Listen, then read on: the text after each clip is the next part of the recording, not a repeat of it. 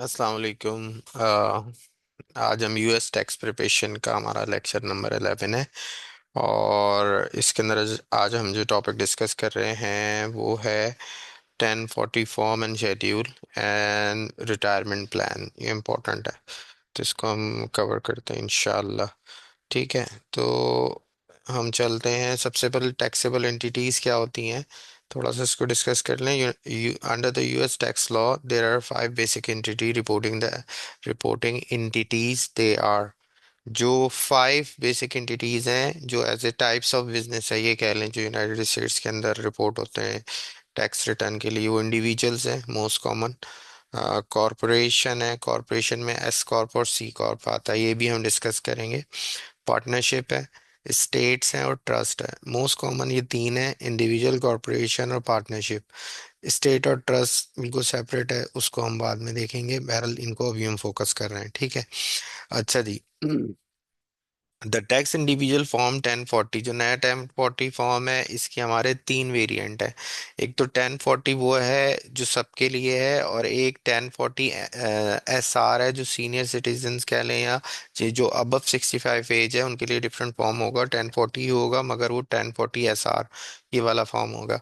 और एक 1040 N R form होता है जो नॉन रेजिडेंट्स के लिए होता है। नॉन रेजिडेंट को होते हैं जो यूएस सिटीजन्स के अलावा हैं, जो यूएस सिटीजन के अलावा हैं मगर उनके पास ग्रीन कार्ड आ गया है, वो वहाँ के रेजिडेंट हैं मगर वो बाय बॉर्न नहीं है, ठीक है। तो उनके लिए एनआर नॉन रेजिडेंट्स वाला फॉर्म फिल होगा। The most familiar taxable entities in individual taxable income for individual generally include sum of all the source of such as, उनके वेजेस आते हैं 1040 में, salary, self employment income, rent, interest, dividend, and most tax payer will be file 1040। ज्यादातर tax payer हैं वो 1040 form को file करते हैं। अच्छा, form 1040 officially known as the US tax individual tax return, इसको ऑफिशियली वो लोग 1040 एक्सेप्ट करते हैं। And it is the standard form use by the individuals tax payer in the United State to report their annual income to internal IRS, यानी कि internal revenue services को। जो जैसे हमारे यहाँ पाकिस्तान के अंदर एफबीआर को लोग इंडिविजुअल टैक्स रिटर्न सबमिट करते हैं, वहाँ आईआरएस को करते हैं, ठीक है। अच्छा जी, नेक्स्ट 1040 हमारा नया फॉर्म जो आया है, जो अपडेटेड हुआ है, वो ये है। इसके अंदर देख लें, ये सारे कॉलम्स हमें फिल करने होते हैं। अच्छा, ये जितने भी कॉलम्स हैं ये कोई मुश्किल नहीं है, बहुत आसान फॉर्म होता है। जितना आसान वही, अगेन जितना आसान आपके लिए हमारा चैनल सब्सक्राइब करना है, उतना ही आसान ये फॉर्म है। ये तो बेसिक इन्फॉर्मेशन है, यहाँ से फाइलिंग स्टेटस चलता है। हम पहले भी डिस्कस कर सके स्टैंडर्ड डिडक्शन और आइटमाइज्ड डिडक्शन, ये वाला जो पोर्शन है, ये W2 फॉर्म से, ये जो 1A 1B 1C 1D ये सारा लिखा हुआ है, ये क्या है 2A, ये सारे आपको एक फॉर्म मिलता है W2। W2 क्या होता है, वेज स्टेटमेंट होता है जो आपका एम्प्लॉयर आपको देता है। वहां पर ये एज इट इज इसी नंबरिंग से होता है, जो नंबरिंग है उसको वहीं पर आपको डालना है। इसको हम डिस्कस भी करेंगे, ठीक है। जो ये हमारा 1040 का ओवरव्यू। अच्छा जी, सॉरी, व्हाट इज शेड्यूल। अच्छा, अब हम आज यहाँ से कि 1040 तो हमने बहुत डिस्कस कर लिया। अब 1040 के साथ ना कुछ शेड्यूल हैं। वो शेड्यूल क्या होते हैं, अब इन शेड्यूल में क्या है, शेड्यूल 1 2 3 है, और इसके अलावा फिर ABC से स्टार्ट हो जाता है, schedule ABCDEF and so on. तो जो इंपॉर्टेंट है उनको हम डिस्कस कर लेंगे। शेड्यूल बेसिकली होते क्या हैं। अच्छा, ये 1040 फॉर्म तो हमने डिस्कस कर लिया, ये एक पूरा फॉर्म होता है। अब इसके साथ जो शेड्यूल है, बेसिकली शेड्यूल क्या होते हैं, in the context of IRS tax form, a schedule referred to as a supplement document that provide additional information required to complete your tax return। 1040 form में सब कुछ नहीं आ जाता। ये जो आपका 1040 फॉर्म है ना, इसके अंदर तमाम इंफॉर्मेशन नहीं आ जाती, मगर कुछ आपको एडिशनल शेड्यूल लगाने पड़ते हैं जिसके अंदर इंफॉर्मेशन रिक्वायर्ड होती है टैक्स रिटर्न के लिए। और वो जो एडिशनल पेपर होते हैं जिनके अंदर टैक्स पेयर की इंफॉर्मेशन होती है, उसको हम शेड्यूल कहते हैं, ठीक है। और उन शेड्यूलों में क्या आता है, इनकम, एक्स्ट्रा इनकम जो आ रही है आपकी, अगर आप इंडिविजुअल का टैक्स रिटर्न कर रहे हैं, सैलरी के अलावा जो इनकम है, डिडक्शन है, क्रेडिट जो मिलते हैं, और टैक्स है। It can not be fully capture on the main tax form such as form 1040 के अंदर तमाम चीजें हम कैप्चर नहीं कर पाते हैं, तो इसलिए हम क्या यूज करते हैं, हम शेड्यूल का यूज करते हैं। क्लियर है। अच्छा जी, अब हम नेक्स्ट देखते हैं की point about the schedule. Schedule क्या है भाई, सप्लीमेंट। ये शेड्यूल लगा हुआ है, शेड्यूल है, ये पूरी पिक्चर नहीं है। सिर्फ स्क्रीनशॉट है। इसी तरह ये शेड्यूल नंबर 2, शेड्यूल नंबर 3, ये तीनों के इसके लगे हुए हैं। इस तरह के शेड्यूल होते हैं, आपको मिल भी जाएंगे। ये होते क्या है? Supplementary information schedule help the taxpayer provide necessary detail that support the figure out the report और देयर मेन टैक्स रिटर्न। वो मेन टैक्स रिटर्न को फिल करने में हमें हेल्प आउट करते हैं। Variety of purpose, different schedule serve various purpose. Reporting additional income schedule A में जाती है, अगर आपकी कोई एडिशनल इनकम है। क्लेमिंग आइटमाइज डिडक्शन है, वो शेड्यूल ए में जाती है। रिपोर्टिंग कैपिटल गेन और लॉस होता है, शेड्यूल डी में जाता है। Cat calculating additional tax second schedule में जाता है। स्पेसिफिक रिक्वायरमेंट क्या है? Not all tax payer will need to file every schedule.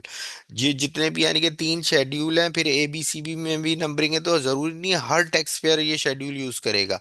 Not all taxpayer will need to file every schedule. The need for the specific schedule depend upon the individual financial situation। कि अगर उसके पास कोई additional income नहीं है तो वो नहीं करेगा, वो जिसके अंदर एडिशनल इनकम जैसे शेड्यूल 1 में जाती है। Organization organization using schedule to help organize complex task situation, making it easier for the board's taxpayer and IRS to understand the detail of tax return। ये जो शेड्यूल होते हैं ये हेल्प आउट करते हैं ताकि वो क्या अंडरस्टैंड कर सकें उसकी तमाम इंफॉर्मेशन को। ठीक है। अच्छा जी। शेड्यूल 1। अब सबसे पहले हम डिस्कस करते हैं शेड्यूल 1। शेड्यूल 1 इस तरह का दिखता है हमको। ठीक है, शेड्यूल 1 हमें इस तरह का दिखता है। इसको मैं आपको दिखाता हूँ, इसकी फुल। ये शेड्यूल 2 है, ये शेड्यूल 1 है। मैं इसको पीडीएफ में आपको दिखाता हूँ।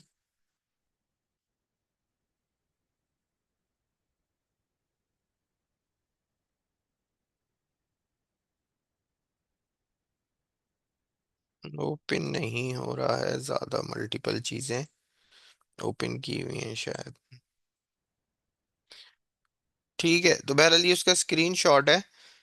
ये है, इसके अंदर हम क्या क्या होता है? Is required if you have income source not reported in the main form such as. अच्छा देखें, अगर जो मेन फॉर्म में आपने इनकम रिपोर्ट नहीं की, देखिए मेन फॉर्म में कहाँ से इनकम आ जाएगी? जो मेन फॉर्म है हमारा 1040 का, ये वाला पोर्शन।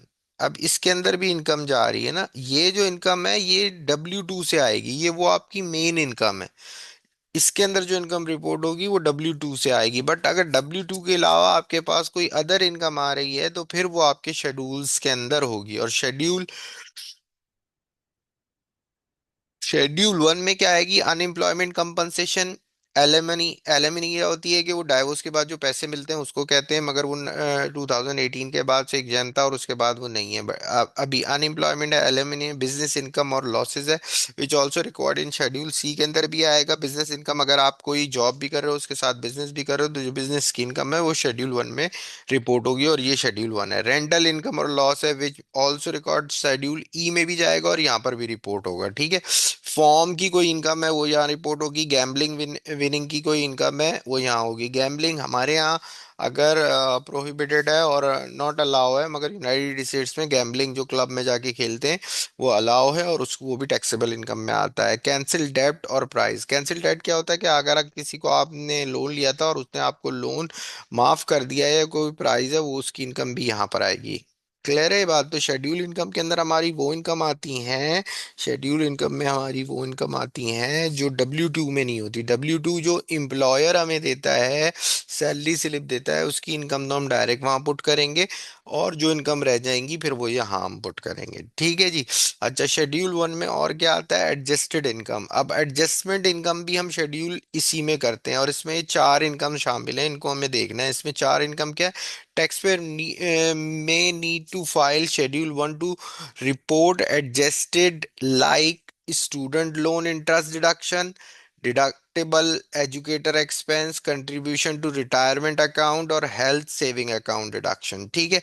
अब इसको हम इंडिविजुअली डिस्कस कर लेते हैं। ये मेन है कि शेड्यूल में हम ये वाली डिडक्शंस लाते हैं। अच्छा जी। अब सबसे पहले हमारे पास क्या है? Student loan interest. अब स्टूडेंट लोन इंटरेस्ट क्या है भाई? यूनाइटेड स्टेट्स के अंदर स्टूडेंट्स को लोन की फैसिलिटी अगर वो किसी से लेते हैं हायर एजुकेशन के लिए, तो उसके ऊपर उनको एक इंटरेस्ट पे करना होता है एवरी मंथ। ठीक है, प्रिंसिपल भी पे करेंगे, इंटरेस्ट भी पे करेंगे। उस इंटरेस्ट को आप जो फॉर्म आपको मिलता है, हर चीज को रिपोर्ट करने के लिए एक फॉर्म है, जैसे सैलरी स्लिप वहां पर W2 है। इसी तरह जो इंटरेस्ट जिसमें स्टूडेंट लोन इंटरेस्ट स्टेटमेंट का जो फॉर्म है, उसको हम क्या कहते हैं, उस फॉर्म को हम कहते हैं फॉर्म 1098E। ठीक है, उसको हम क्या कहते हैं, 1098E, और वो इस तरह से दिखता है। ठीक है, 1098E, इसके अंदर क्या आता है, बोरोवर का नेम आता है, उसका पीटी बोरोवर का नेम, उसका एड्रेस, और जो दे रहा है उसका, ये तमाम चीजें, स्टूडेंट ने कितना लोन लिया, कितना इंटरेस्ट है, वो सारी चीजें यहाँ रिकॉर्ड करते हैं। और अब यहाँ क्या कह रहा है, student loan interest deduct allowed tax payer to deduct up to $2,500 of interest paid on the qualified student loan for their taxable income. Maximum कहाँ तक वो कर सकते हैं, 2500 ईयरली इंटरेस्ट माइनस कर सकते हैं इसमें से। टैक्स पेयर रिसीव, जो टैक्स पेयर रिसीव करेगा form 1099E, if they paid 600 और more interest during the year, अगर उसने ड्यूरिंग द ईयर जो स्टूडेंट का लोन लिया है, उसकी जो इंस्टॉलमेंट मंथली बन रही है उस पर वो $600 या इससे ज्यादा दे रहा है, तो वो उसको शेड्यूल 1 में रिपोर्ट करेगा, और उसको जो एम्प्लॉयर से अपने बोरोवर से जिससे उसने लोन लिया है, वो फॉर्म लेगा ये वाला जिसका नाम है 1098E। ठीक है, और ये भी शेड्यूल 1 में रिपोर्ट होगी, ये इनकम। क्लियर है ये बात?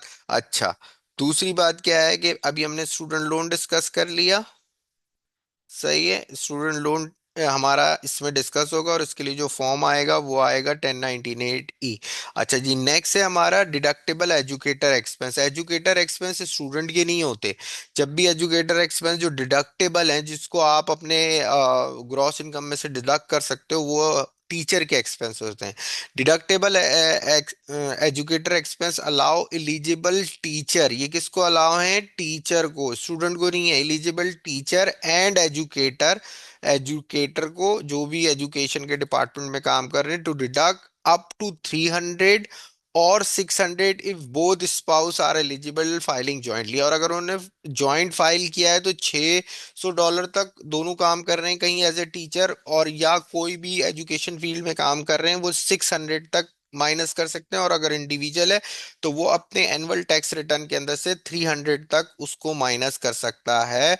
फॉर अनरीइंबर्समेंट क्लासरूम एक्सपेंस, जो क्लासरूम के जो भी मल्टीमीडिया का एक्सपेंस है, कोई बोर्ड लेकर आ रहा है, कोई भी ऐसा मटेरियल लेकर आ रहा है, उसको माइनस कर सकते हैं। This educator expense is available for the teacher who work at least 900 hours, जो पूरे साल के अंदर 900 आवर्स उसने एटलीस्ट पढ़ाया होगा किसी इंस्टीट्यूट में। a school year, and can be include the expense of supplies, material and professional development। इसमें क्या क्या चीजें शामिल हैं, वो सप्लाईज तमाम, मटेरियल और प्रोफेशनल डेवलपमेंट के लिए कोई चीज, लैपटॉप वगैरह ये लिया हुआ है उसने, सप्लाईज ली हुई है, जो भी मटेरियल है उसकी 300 तक वो अपने टैक्स रिटर्न में से उसको माइनस कर सकता है as a deductible educator expense. Clear है ये बात? अच्छा जी, नेक्स्ट नेक्स्ट हमारे पास है कंट्रीब्यूशन रिटायरमेंट अकाउंट। ये बड़ा इंपॉर्टेंट है, इसको समझना भी बड़ा इंपॉर्टेंट है, इसकी बड़ी इंप्लीकेशन है। अच्छा जी, ये क्या होता है, ये भी शेड्यूल 1 में रिपोर्ट होगा, मगर ये होता क्या है, कंट्रीब्यूशन बेसिकली देखो, जब कोई एम्प्लॉय, कोई भी बंदा रिटायरमेंट के बाद, पाकिस्तान में भी लोग बोलते हैं यार इन्वेस्टमेंट कर दो कहीं। ठीक है, अब वो बोलते हैं इन्वेस्टमेंट कहाँ करें, किसी बैंक में रखवा दें। नॉर्मली क्या होता है, पाकिस्तान के जो गवर्नमेंट इदारे हैं या कॉर्पोरेट सेक्टर है, या इंडिया के अंदर जो गवर्नमेंट इदारे और कॉर्पोरेट सेक्टर है, वहां पर क्या होता है, रिटायरमेंट के लिए एक उनको सोशल सिक्योरिटी फंड मिलता है। ठीक है, उसके अंदर सोशल सिक्योरिटी फंड के अंदर एम्प्लॉयर भी कंट्रीब्यूट करता है, और जो है दूसरा एम्प्लॉय भी कंट्रीब्यूट करता है, प्रोविडेंट फंड कह लें आप इसको। तो वहां पर जो यूनाइटेड स्टेट्स में होता है वो क्या होता है, वो रिटायरमेंट प्लान है, उसमें 401 है, और एक दो तरह के प्लान है, एक ट्रेडिशनल IRA कहते हैं, और एक 401 वन प्लान। अच्छा, 401 प्लान क्या है कि अगर एम्प्लॉयर एम्प्लॉई को ऑफर करता है रिटायरमेंट प्लान, क्या हम हर मंथ आपकी यानी कि पे चेक से, पे चेक कहते हैं हर मंथ की सैलरी में से आपकी हम एक सर्टेन अमाउंट डिडक्ट कर लेंगे, और फिर जब आप रिटायर होंगे तो आपको ये और वो अमाउंट हम किसी बैंक में इन्वेस्ट कर देंगे और उसके ऊपर आपको प्रॉफिट देंगे, और उतना ही पैसा एम्प्लॉयर भी कंट्रीब्यूट करता है। ठीक है। और बात जगह ये होता है पाकिस्तान के अंदर जो छोटी ऑर्गेनाइजेशंस हैं उसके अंदर, या इंडिया में या बांग्लादेश में, वो नहीं ऑफर करते। वो एज ए कॉन्ट्रैक्टर काम कर रहा है, थर्ड पार्टी पेरोल पे काम कर रहा है, तो लोग खुद से किसी बैंक में जाके अकाउंट खुलवा लेते हैं या कहीं इन्वेस्टमेंट कर देते हैं, नेशनल सेविंग में लगा देते हैं। तो वहां जब वो अकाउंट खुलवाता है तो वो ट्रेडिशनल आईआरए कहलाता है। ट्रेडिशनल आई मतलब इंडिविजुअल रिटायरमेंट अकाउंट। ठीक है। इंडिविजुअल रिटायरमेंट अकाउंट वो ओपन कर लेते हैं। ठीक है। और may be deduct tax deductible होते हैं, रिड्यूसिंग टैक्स इनकम, और ये टैक्स इनकम को रिड्यूस कर लेते हैं। अगर इंप्लॉयर ऑफर करेगा एम्प्लॉई को क्या आप कि हम सैलरी में से पैसे काट लें और आफ्टर रिटायरमेंट आपको दे देंगे, तो वो 401 के कहलाता है। अक्सर यूनाइटेड स्टेट्स की जॉब में भी होता है कि वी ऑफर 401 के, यानी कि हम आपको आफ्टर रिटायरमेंट प्लान भी देंगे। उसमें एम्प्लॉयर भी कंट्रीब्यूट करेगा, जितने पैसे एम्प्लॉय लगाएगा उतने पैसे एम्प्लॉयर लगाएगा एवरी मंथ। फिर आफ्टर रिटायरमेंट उसको मिल जाएगा, और अगर वो नहीं दे रहा है तो फिर वो ट्रेडिशनल आईआरए कहलाता है। ठीक है। For the traditional IRA individual can deduct contribute up to 6500 yearly, वो उसमें कंट्रीब्यूट कर सकता है। ठीक है। और अगर वो उसकी एज 50 और ओल्डर है तो 7500 वो कर सकते हैं 2023 के मुताबिक, subject to income limit and participation of employer sponsorship plan. ठीक है। और वो भी अल्टीमेटली यहीं पर आएगा, मगर इसको हम थोड़ा सा ज्यादा, ये इंपॉर्टेंट है तो इसको हम थोड़ा सा ज्यादा टाइम देते हैं कि ये प्लान क्या है। तो ये दोनों समझ लीजिएगा। 401 क्या है, जब एम्प्लॉयर आपको ऑफर करता है रिटायरमेंट प्लान तो वो 401 कहलाता है जब आप जॉब करते हो। और अगर आप खुद से कहीं पर इन्वेस्टमेंट करते हो आफ्टर रिटायरमेंट के लिए, तो वो चीज क्या कहलाती है, वो चीज आपके लिए कहलाती है कि वो कौन सा प्लान होता है, वो प्लान होता है आपका ट्रेडिशनल। क्लियर है बात? अच्छा जी, आगे इसको डिस्कस करते हैं। अच्छा। अच्छा, व्हाट इज आईआरए और व्हाट इज 401 के? अच्छा, अभी डिस्कस किया 401 के क्या है। An employer sponsor retirement plan allowing the employee to save through salary deferral often with the employer matching contribution. ये सैलरी डेफरल का मतलब ये है कि वो हर महीने आपकी सैलरी में से कुछ अमाउंट विदहेल्ड कर लेता है और उसको उसका बेनिफिट आपको आफ्टर रिटायरमेंट मिलता है। और एम्प्लॉयर मैचिंग कंट्रीब्यूशन मतलब क्या है कि जितना एम्प्लॉई लगाएगा उतना ही एम्प्लॉयर लगाएगा। क्लियर है ये बात? IRA इंडिविजुअल रिटायरमेंट अकाउंट है, person retirement saving account that individual can open independently. वो क्या करेगा भाई, इंडिपेंडेंटली खोलेगा, एम्प्लॉयर नहीं करेगा। ऑफरिंग वेरियस इन्वेस्टमेंट ऑप्शन, उसके पास काफी सारे डिफरेंट ऑप्शन है, वो किस किस तरह उसको कर सकता है। तो ये बात क्लियर होनी चाहिए। अगर एम्प्लॉयर स्पॉन्सर कर रहा है तो वो क्या कहलाएगा, 401 के, और अगर वो खुद से ओपन करता है रिटायरमेंट अकाउंट तो वो इंडिविजुअल अकाउंट कहलाएगा IRA। क्लियर है ये बात? अच्छा जी।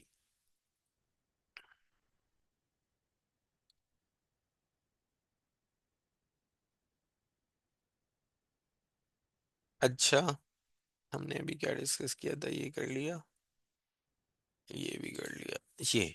अच्छा, इस कंट्रीब्यूशन लिमिट क्या है 401 के अंदर in 2024 according to IRS? The contribution limited $23,000 तक वो इन्वेस्ट कर सकता है, यानी कि एम्प्लॉयर भी करेगा, अंडर 50 एज है। और अगर उसकी एज मोर देन 50 एज है तो 30,500 तक वो इन्वेस्ट कर सकता है, और वो अमाउंट क्या हो जाएगा, रोल ओवर होता रहेगा जब तक वो रिटायर ना हो। IRA इंडिविजुअल की क्या लिमिट है, the contribution limit 7,000 in 2024। For those under 50 year हैं तो वो ईयरली 7,000 इन्वेस्ट कर सकते हैं किसी IRA अकाउंट के अंदर, और अगर उसकी एज 50 और ओल्डर है तो 8,000 तक वो इन्वेस्ट कर सकता है। ठीक है। IRA उनके लिए सही होता है जो लो इनकम ब्रैकेट्स होते हैं, वो इसमें इन्वेस्ट कर सकते हैं। जिनका हायर है वो 401 के उनके लिए ज्यादा बेनिफिशियल होता है। ठीक है। ये तो हमने डिफरेंस किस चीज का समझ लिया है कि 401 1K क्या होता है और IRA क्या होता है? तो 401K वो होता है जिसमें एम्प्लॉयर स्पॉन्सर करता है, और इम्प्लॉई और एम्प्लॉयर एक सर्टेन अमाउंट सैलरी में से डिडक्ट होता है, और एम्प्लॉयर भी उतना ही उसके अंदर कंट्रीब्यूट करता है, और वो कहीं इन्वेस्ट करते हैं और फिर आफ्टर रिटायरमेंट उसको बेनिफिट मिलता है। बट अगर एम्प्लॉयर नहीं कर रहा है, एम्प्लॉय इंडिपेंडेंटली जाके कहीं अपना रिटायरमेंट अकाउंट खुलवाता है, तो उसके अंदर क्या हम उसको कहते हैं, IRA, इंडिविजुअल रिटायरमेंट अकाउंट। अच्छा, इसके अंदर दो चीजें आती हैं जो इंपॉर्टेंट है, ट्रेडिशनल IRA और रूथ IRA। अच्छा, 401K तो हटा दो, अब जो इंडिविजुअल अकाउंट ओपन कर रहा है ये रिटायरमेंट के लिए, उसके अंदर दो टाइप्स होती है, एक ट्रेडिशनल IRA और एक रूथ। अच्छा, ट्रेडिशनल IRA क्या है? ट्रेडिशनल IRA क्या होता है कि आप ट्रेडिशनल के अंदर डिपॉजिट कराते हैं पैसे, और डिपॉजिट के वक्त आपको कोई टैक्स नहीं पे करना पड़ता। ठीक है, आप जितना डिपॉजिट करते हो उसको अपना माइनस कर लेते हो अपने इनकम टैक्स में से। मगर जब अगर वो 20 साल का प्लान है, 10 साल का प्लान है, 6 साल का प्लान है, जब आप विड्रॉ करते हो ना, उस वक्त आपको टैक्स देना पड़ता है। ठीक है, रूथ IRA में क्या होता है कि डिपॉजिट जो आप जमा कराते हो वो आफ्टर टैक्स होता है, यानी कि टैक्स पहले पे करते हो, उस पे भी टैक्स पे करते हो, मगर जब विड्रॉ करते हो उस वक्त आपको कुछ भी नहीं देना पड़ता, आप अपना पूरा पूरा पैसा विड्रॉ कर लेते हो। ठीक है, ये मेजर डिफरेंस है। इसको हम देख लेते हैं, टैक्स ट्रीटमेंट क्या है। Contribution are made with pre tax dollar which may be tax deductible reducing your taxable income for the year, tax are paid upon the withdrawal during the retirement. ये tax deductible है, यानी कि जो भी आप contribution करोगे उस पर टैक्स नहीं दोगे, वो पूरा का पूरा डिपॉजिट हो जाएगा। मगर जब कैश विड्रॉ करोगे तो उस पर आपको टैक्स देना पड़ेगा। Growth investment earning growth tax deferral. Tax deferral मतलब क्या है कि आप पूरा पूरा पैसा इन्वेस्ट कर रहे हो, आपका कुछ भी विदहेल्ड नहीं हो रहा, और फ्यूचर में जब आप विड्रॉ करोगे उस वक्त आपको टैक्स देना पड़ेगा। विदहोल्डिंग रूल क्या है? विदहोल्डिंग बिफोर एज 59.5 में अकर 10% पेनल्टी। अगर आपने उसको पहले से आपने विड्रॉ कर लिया 60 साल से पहले, तो 10% आपके ऊपर पेनल्टी लगेगी, along with the regular income tax वो भी लगेगा। Required minimum distribution, you must be age at 73 years पे, वो बोलते हैं लॉन्ग टर्म इन्वेस्टमेंट करो, और 73 ईयर्स में इसको कैश कराओ। एलिजिबिलिटी क्या है? Anyone with the income earn can contribute, but tax deductive may be depend upon the income and participation of the employer sponsorship retirement plan. वो डिपेंड करता है कि एम्प्लॉयर क्या आपको ऑफर कर रहा है, कितना वो इसके अंदर कंट्रीब्यूट कर रहा है। मेजर डिफरेंस ये है कि जब आप ट्रेडिशनल IRA लेते हैं तो वो जितना, यानी कि सपोज कर लो आपने 10,000 रुपये आप डिपॉजिट करा रहे हो, 10 या $500 आप डिपॉजिट करा रहे हैं एक ट्रेडिशनल IRA अकाउंट में, तो वो पूरा का पूरा आप अपने जो है ना टैक्स में से माइनस कर लेंगे, उस पर कोई टैक्स नहीं देना आपको। ठीक है, मगर at the time of withdrawal, जब आप विड्रॉ करोगे उस वक्त आपको टैक्स देना पड़ेगा। रूथ IRA में क्या होता है कि आप आफ्टर टैक्स करते हैं, इसको हम आगे नेक्स्ट स्लाइड में देखते हैं। रूथ IRA क्या होता है? टैक्स ट्रीटमेंट क्या है रूथ IRA का? Contribution are made with after tax dollar, यानी कि जो भी आप कर रहे हो उस पर पहले गवर्नमेंट को टैक्स दोगे। Meaning no immediate tax deduction, कोई टैक्स डिडक्शन तो आपको नहीं मिलेगा। However the qualify withdrawal is the retirement are tax free. मगर जब आप पूरी पेमेंट कर दोगे, every month every year tax की पेमेंट करते रहोगे, तो जब उसको आप विड्रॉ करोगे उस वक्त आपको कोई टैक्स नहीं देना पड़ेगा। आपको जो टोटल अमाउंट होगा वो कैश की सूरत में आप विड्रॉ कर लोगे। ठीक है, ग्रोथ क्या? Investment earning growth tax free होगी, उस पर कोई टैक्स नहीं लगेगा। Do not pay tax on gain when you withdraw fund in the retirement if certain condition are meet. अच्छा, विड्रॉल का रूल क्या है? Contribution can be withdrawal at any time without the penalty. Earning can be withdraw tax free after age of 59 half, and if the account has been open for the at least 5 years, know during the account of life time है। ठीक है, contribution limit क्या है? 2024 में 7,000 और 8,000 as per as older than 50 years. ठीक है, तो इसके अंदर मेजर कॉन्सेप्ट ये है कि ट्रेडिशनल आईआरए के अंदर आप टैक्स फ्री होते हो। इसके अंदर जब आप विड्रॉ करते हो उस वक्त आपको टैक्स देना पड़ता है। इसमें at the time of deposit जब कर रहे होते हो तो टैक्स देना पड़ता है। ठीक है, इसको थोड़ा सा और देख लेते हैं। टैक्स इंस्ट्रूमेंट क्या है? ट्रेडिशनल आईआरए का प्री टैक्स कंट्रीब्यूशन होता है टैक्स ऑन विड्रॉल। कोई भी आपको डिपॉजिट के वक्त टैक्स नहीं देना है उसको, आपको विड्रॉल के वक्त टैक्स देना है। और रूट आया है after tax contribution tax free withdrawal. यहां पर आपको एवरी टाइम जब आप डिपॉजिट करोगे तो उसको पूरा का पूरा आपको कोई उसमें टैक्स डिडक्ट नहीं कर सकते, मगर जब आपको जितने भी साल बाद, 20 साल बाद, 15 साल बाद आप विड्रॉ करोगे उस वक्त आपको पूरा का पूरा अमाउंट मिलेगा। इसके अंदर आपको पूरा का पूरा अमाउंट नहीं मिलेगा। इसके अंदर आपको at the time of withdrawal आपको टैक्स देना पड़ेगा, मगर इसको हर दफा आप अपने पास से डिडक्ट करते रहेंगे। ठीक है। ग्रोथ क्या है? टैक्स रेफरल होता है, इसके अंदर कोई टैक्स नहीं पे करना होता, विदड्रॉल होता है। यहां पर विड्रॉ जब करते हैं उस वक्त टैक्स फ्री होता है। अर्ली विड्रॉल यस हो सकती है इसके अंदर, और इसके अंदर अर्ली विड्रॉल नहीं हो सकती है। इसके अंदर रिक्वायर्ड एज है 73, इसके अंदर कोई भी नहीं है, जब चाहे कर लो, क्योंकि टैक्स ऑलरेडी वो पे कर चुका है। एट द जब भी वो पेमेंट करता है तो वो टैक्स दे देता है, तो इसलिए कोई एज लिमिट नहीं। कंट्रीब्यूशन लिमिट 7,000 और 8,000 इफ यू 50 प्लस। 7,000 और 8,000 सेम है इफ यू 50 प्लस। ठीक है। एलिजिबिलिटी, एलिजिबिलिटी क्या है? Income, income limit, effect, deductibility. यानी कि जब जब आप पे करोगे उस वक्त आपको डिडक्ट करना पड़ेगा। और इनकम लिमिट, इफेक्ट, कंट्रीब्यूशन, ये जितना कंट्रीब्यूशन है उस पे इनकम इफेक्ट करता है। यानी कि जब जब आप कंट्रीब्यूट कर रहे हो, डिपॉजिट करा रहे हो, आपको इनकम देना है। इसमें क्या है कि डिडक्ट कर रहे हो but at the time of withdrawal देना है। Choose between the traditional IRA and Ruth IRA often depend upon the current tax situation and expectation of your future tax bracket, कि फ्यूचर में क्या होगा। यानी कि अगर आप समझते हैं कि फ्यूचर में कोई ऐसी गवर्नमेंट आ रही है जो टैक्स में रिलीफ देगी, तो फिर तो आपके लिए ये है कि आप अभी माइनस करें, और फ्यूचर में जब विड्रॉ करेंगे उस वक्त टैक्स आप अज्यूम करते हो या आपका टैक्स एडवाइजर आपको एडवाइस करता है कम होगा, तो आप ये ट्रेडिशनल आईआरए में इन्वेस्ट करो। बट अगर आपको अनसर्टेनिटी है तो रूद में जितना अभी कट रहा है कटे, मगर जब भी मुझे मिलेगा तो फिर वो फुल्ली टैक्स फ्री होगा। अच्छा, इसको हम देख लें कि आईआरए वर्सेस 401 क्या है, किस तरह से वर्क करता है। Two common types of retirement account है। आईआरए क्या है? इंडिविजुअल रिटायरमेंट अकाउंट है। इंडिविजुअल क्या करता है? सेटअप, इन्वेस्टमेंट करता है इसके अंदर, आईआरए के अंदर खुद से ओपन अकाउंट करता है। और 401 के अंदर क्या करता है? एम्प्लॉयर करता है। एम्प्लॉयर स्पॉन्सरशिप रिटायरमेंट प्लान है।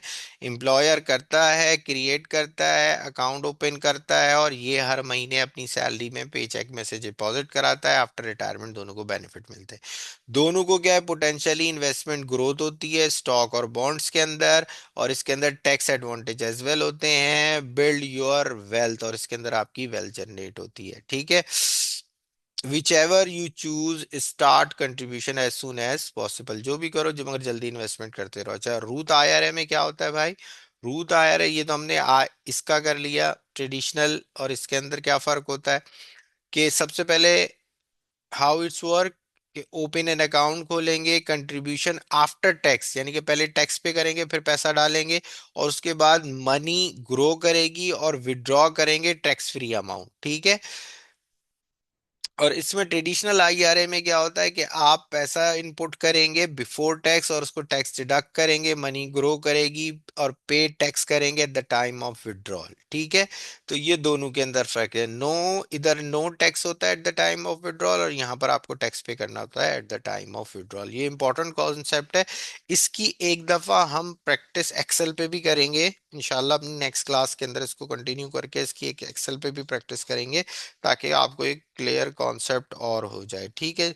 तो अभी हमारा लेक्चर 11 है था, और इसको हमने यहाँ एंड कर रहे हैं। आप इसको देखिए, और अगर इसके अंदर कोई प्रॉब्लम हो तो हम इसको डिस्कस भी कर सकते हैं। आप मुझे व्हाट्सअप कर सकते हो या मुझे ईमेल कर सकते हो। ठीक है। और अगर आपने चैनल सब्सक्राइब नहीं किया है तो प्लीज़ आप हमारा चैनल सब्सक्राइब करें, ताकि हमारे मिनिमम जो रिक्वायरमेंट है वो पूरी हो जाए, और हम भी ज़्यादा मोटिवेट हों एक क्वालिटी कंटेंट आपको देने के लिए। Thank you so much, thank you so much. अस्सलाम वालेकुम।